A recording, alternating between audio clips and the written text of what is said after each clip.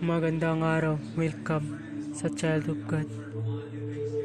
Ngayon ibahagi ko sa inyo ang aking kaalaman sa karunungang lihim.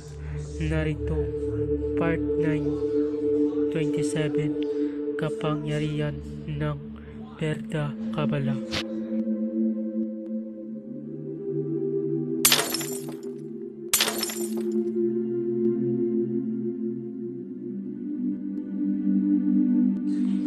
Bago gamitin ang orasyon, manalangin muna ng tatlong Ama Namin, tatlong Aba Ginoong Maria, tatlong sumasampalataya. Isunod ito. 23. Kapangyarihan upang magkasundo at mag-ibigan ang mag-asawa. Bigkasin lamang ang orasyon na nasa ibaba nito sa harapan ng iyong asawa at siguradong kayo ay mamahalin. Narito ang orasyon. Ornios, tayo'y magkakasundo. For ako'y iyong mamahalin. Teritorian, Alihilo, Hamida. Usalin o banggitin sa isip lamang ng 3 beses ang orasyon. 24. Kapangyarihan sa madaling pagkonsagra, pagbuhay at pagbinyag sa mga bagay na material. Paliwanag, bago magkonsagra, magbuhay at magbinyag ng mga gamit sa harapan ng altar ay maglagay ka muna sa lamisa ng mga sumusunod. A. 2 kandilang pertum o kahit na 2 kandilang ordinaryo ngunit puting kulay lamang. B.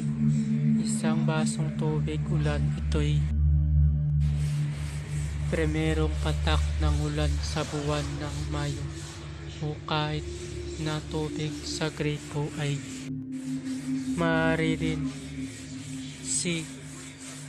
Batong ara, ito pong batong ara ay isang batong na katulad ng isang marmol na pinagpapatungan ng kalis sa pagmimisa ng pari kahit wala kayo.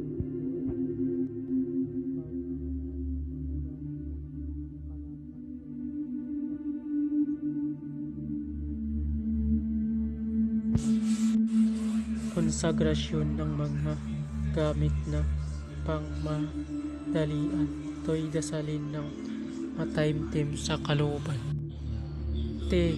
Etor Clementes mi Pater per Isom Christum Eliop Tuum Dominum Nostrum Suppli Ses Rugamus Acteteus Oti Accepta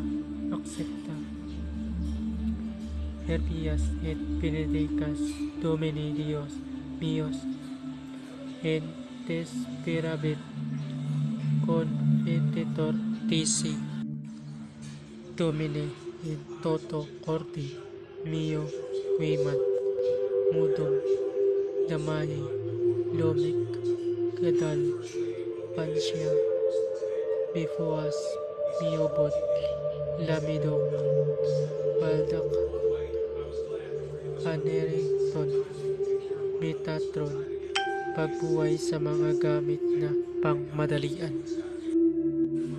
Haik tuna, haik munira, haik sancta, sacrificia, elevata, ancillatores, aram, aradam, adradam, roisiri, abi, abiyo, abika, arman, aku kuwa, aku, ay, chu, au,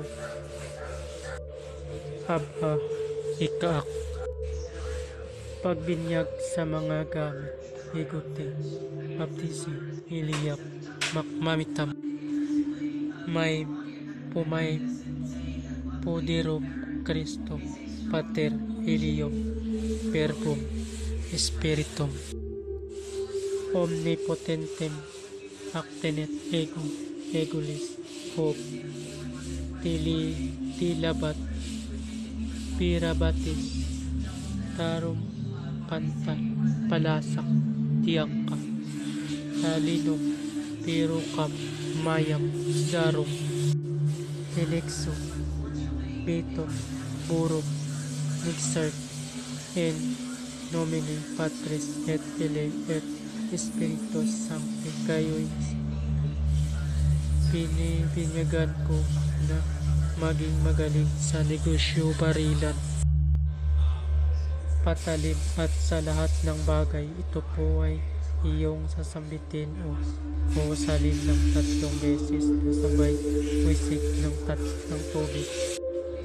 Paunawa, habang winiwisikan ng tubig ang mga gamit ay sinasabayan ng salitang En nomine Patris et Filii et Spiritus Sancti. Ang ibig kong sabihin ay ganito: 3 beses ninyong wiwisikan ng tubig ang mga gamit. 3 beses din ninyong babanggitin ang salitang En nomine Patris et Filii et Spiritus Sancti.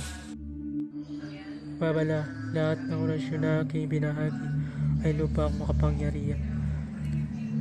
Kung sino man ang gumamit sa masama ay mayroong bad karma, maaari maghirap habang buhay hanggang kamatayan. Maraming salamat.